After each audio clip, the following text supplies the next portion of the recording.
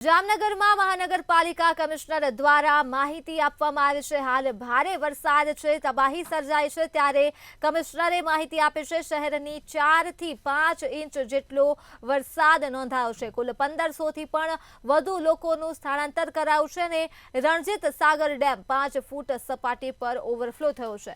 રંગમાંથી ડેમના 5 ગેટ ખોલવામાં આવ્યા છે। 5 ફૂટ જેટલા ડેમ ખોલવામાં આવ્યા છે, ત્યારે સ્થળાંતર લોકો માટે ફૂડ પેકેટ તૈયાર કરવામાં આવ્યા છે।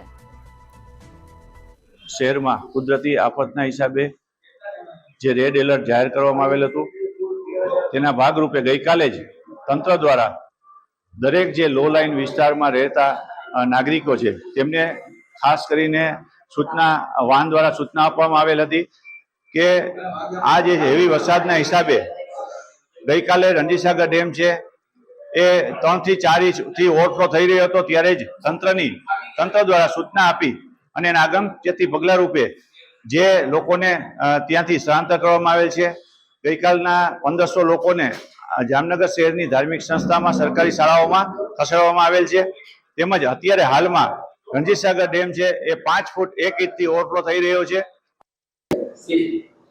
જામનગર શહેરમાં એક બાજુમાં ભારે વરસાદ પડેલ છે। ગઈકાલના 24 કલાક જે આજે સવારે 6 વાગે પૂરા થયા, એમાં આશરે 116 મિલીમીટર જેટલો વરસાદ પડેલ છે અને આજે સવારથી પણ 10 વાગ્યા સુધીમાં આશરે 96 mm એટલે કે 4 ઇંચ જેટલો વરસાદ પડેલ છે। આ ઉપરાંત જામનગર શહેરને જે પાણી પૂરું પાડે છે એ રણજીતસાગર ડેમ પણ અત્યારે ઓલરેડી 5 ફૂટ 1 ઇંચની સપાટીથી ઓવરફ્લો થઈ રહ્યો છે। બીજી બાજુ રંગમતી ડેમના હાલની પરિસ્થિતિ મુજબ 5 ગેટ 5 ફૂટ ખુલ્લા કરવામાં આવેલ છે। આ બંને પાણી જામનગર શહેરને લો લાઇંગ એરિયામાં ખૂબ અસર કરતા હોય છે। આ કારણસર અમને આનું અનુમાન લગાવીને ગઈકાલે સાંજથી અને રાતથી જ ખાસ તો વાન પણ ફેરવવામાં આવેલ છે। સૌથી લો